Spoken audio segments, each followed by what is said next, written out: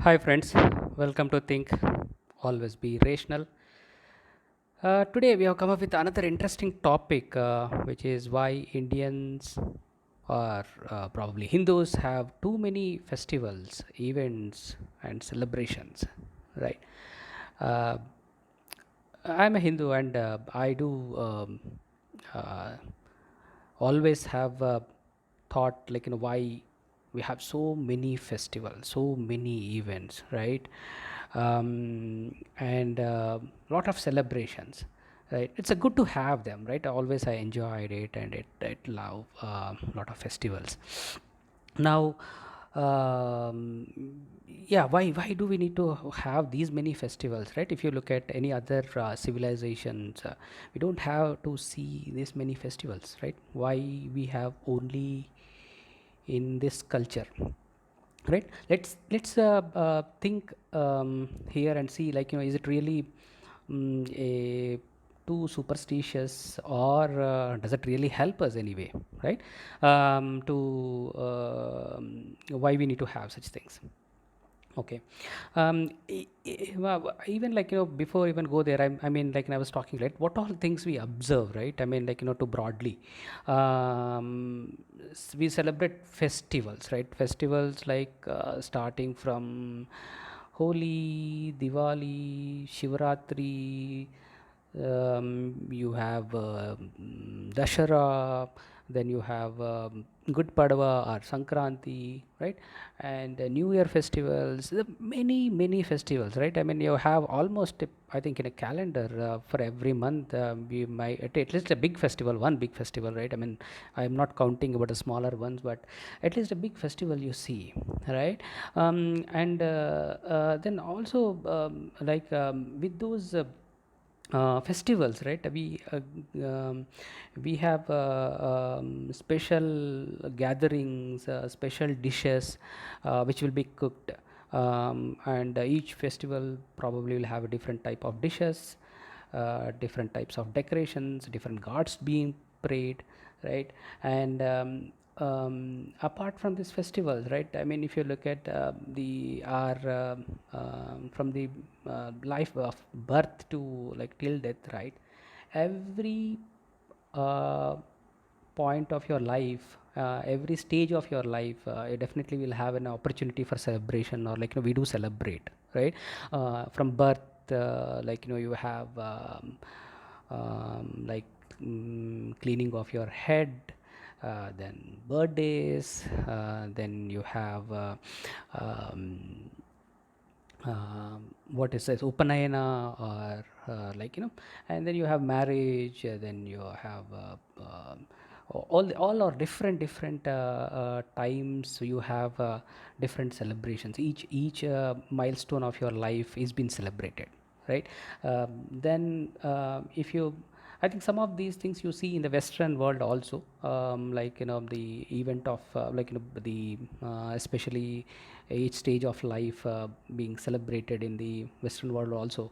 But primarily the festivals, and then the other rituals which you typically do it in the temples, apart from your festivals, right? You do lot of homa, havan, and special pujas, like, abhishekams, and so different puja, right? Navagraha puja, whatever it is.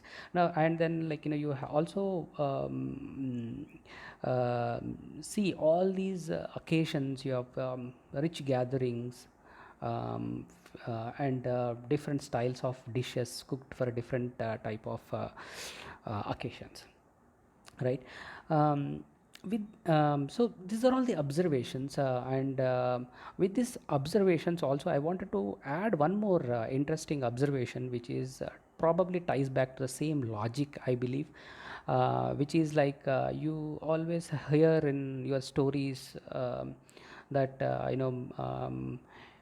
kings do yagnas or yaga to, like, to overcome drought, right? Whenever there's a drought in the country, kings do yagna yagas, like rajasuya yaga or such kind of yagas, which they do to get rid of the drought. So why, I mean, all these, what it I mean, sometimes, like, I hear people saying that it's a lot of money spent, like, it's a waste of celebrations, like, we are wasting money. Is it really so? Or, like, is it really that is the message out of all these things which practices coming out? So I just wanted to, like, take a pause and guys, you to think and here, because it took some time for me to understand this little more, right? So I'll give a chance to you to think. Okay. Now, let me put my analysis here, right? So one is, like, as a westerner, like, anybody, right, in their life, right, every event you want to be celebrated, and it's a celebration of life, right? It's all about, like, each and every stage of your life, celebrate, be happy, and so that way, like, you enjoy your life, right?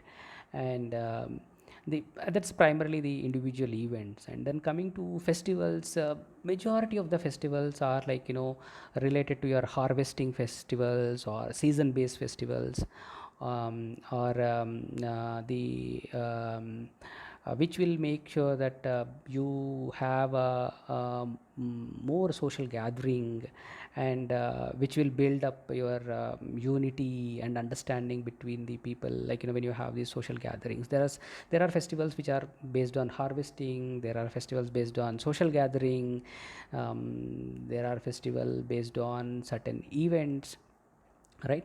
So for everything we do have a celebration, right?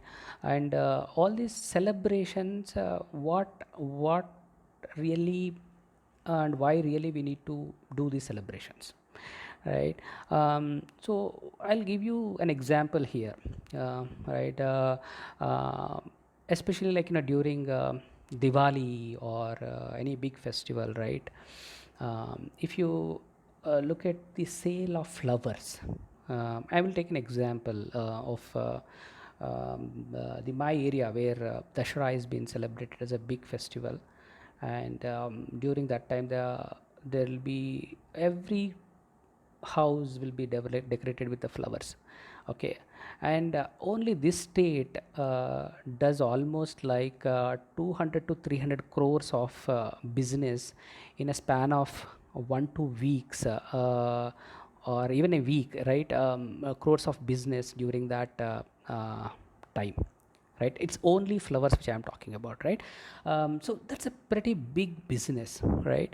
And which actually mm, creates employment, and also in this employment in the sense of, like, you have people grow the flowers, and once you grow the flowers, there should be a mechanism to uh, like, buy them, right? To the buy them, you need to have such festivals where you buy them and do decorate, which eventually turns out to be a money circulation. Basically, you're pumping money into the market, right? People save money, and they buy all these things. They buy clothes, they buy new utensils, they buy things like that, so that money will get pumped into the market. So it is typical, till, like, even a reserve bank does that basically, right? Whenever they think that money is not, they'll reduce the lending rates or the rate cut, which typically asks investors to come and invest money with a low interest rates, right? So that's a kind of economic model here, right? Where money is being pumped into the market, and people are encouraged to spend, people are motivated to spend, so that the money comes into the market, which will generate a huge revenue, um, or, like, or increase their potential of the revenue, and creates employment. Okay. And we have, like, festivals for every small thing, right? We have a Danteras where, like, people buy gold, or, like, any new utensils. So this actually creates an occasion to buy, it's an occasion to spend, and creates an employment to those people who actually uh, relying on that, right? So that is the beauty here, where it's a very intelligent economic model which has been put around these practices, right? And uh, To coming to the other aspect of, right, and which I spoke a bit in the earlier, that why kings do yagna yagas to, like, remove the drought, right? Again, this is also, like, so come back to the what we do in today economic world, right? Whenever there is a slowdown in the economy, what Reserve Bank does, it actually pumps the money into the market, right? So how it does in today's world is by bonds or whatever it is, the way, like, encourage people to come and invest and pump the market into the market, right? See, the other way, the what we had in the olden days, right? The king has a money in his treasury, but it will not come out, right, to the people. So if that money is in the people hand, then only the, like, there will be they can come out of the drought. So whenever king performs such a big yaga, right, like example Ashwamedha yaga, right, which we typically hear, right? Ashwamedha yaga, if you look at, right, it actually generates employment from each and every person. The kind of items used in this Ashwamedha yaga, right, from the beginning of, like, everything, wood cutters, all the every utensils, or the priests, or the labor which they create, mantapas, or the whatever it is, right? It actually generates a huge amount of employment. In turn, for that employment, people get money from the kings, and that way, actually, king is pumping money into the his own state as a reserve bank, right? So that actually circulates and boosts the economy, right? So this is a pretty interesting phenomena, and I didn't realize that, how could this remove the drought. But I think when I started understanding this, I felt that, yeah, definitely this is a, like, way of removing the drought. And yagna yagas, like, help in rains and all that. I think I still need to study on that part, but I think at least I do see this is a pretty underlying economic model which will help the removal of the drought, right? So this is the economy aspect of it, and then there is a health aspect of it also, right, which will get associated, where, like, you have dishes which are to the each occasion have a different dishes. To an example, right, in January, during the Sankranti, or the time, especially in the January, I do see that every part of India, some or other way, consumes til, right? Til laddu, or whatever it is, right? So that is very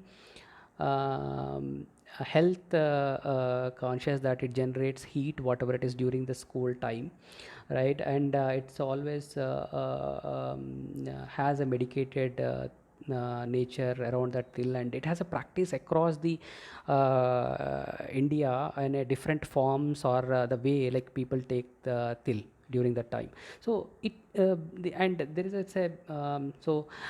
this is a occasion based, season based, and then you have a location based also. I think for dishes itself, I have to do another video wherein, like, to concentrating on which location, what kind of food, etc., or what occasion. But at least, like, we can understand this, each of that tradition, each of these things have associated food which need to be served, like, when a girl matures, like, you cook different kind of dishes which are specific to that occasion, right, to help the child. So yeah, so there is a lot of science behind this. And when I started understanding more, I was more fascinated around this. And I think it needs people to think and do more research on these things, like to pull out all these science behind these practices, right? So I think there's a lot to take away from here. I think so you always celebrate all your festivals at your own ability. I mean, it's not that you have to celebrate this way, you have to put a gold coin. No, I think there are have always exemptions in your practice also because of that, right? You celebrate at your ability and be happy. That brings lot of happiness to the life. And understand importance of the all these festivals, little bit science behind that, so that will help you celebrate it well and appreciate it well. And don't think this is like waste of money or waste of time. And eat whatever the dishes comes with those festivals, because that will bring you the make sure that you consume seasonal food, seasonal fruits or seasonal vegetables, right? And that actually helps your health. And uh, and give importance to the location based foods as well, right? I mean, because the foods which are being cooked under locations are considering the weather, nature, or the kind of food they get in those locations. Based on that, it is being cooked, right? So always that will help your health. So I think I'll still come up with another video on this different food practices or the food styles. Um, but I think to this video, I think we know, like at least I could explain you guys why we have so many celebrations, festivals, events, etc. Okay, hope you enjoyed this video. That's all for this today. And if you like it, share this with your friends. And click bell icon, subscribe to our channel. Thank you guys, thanks once again. Stay safe, be happy. Thank you.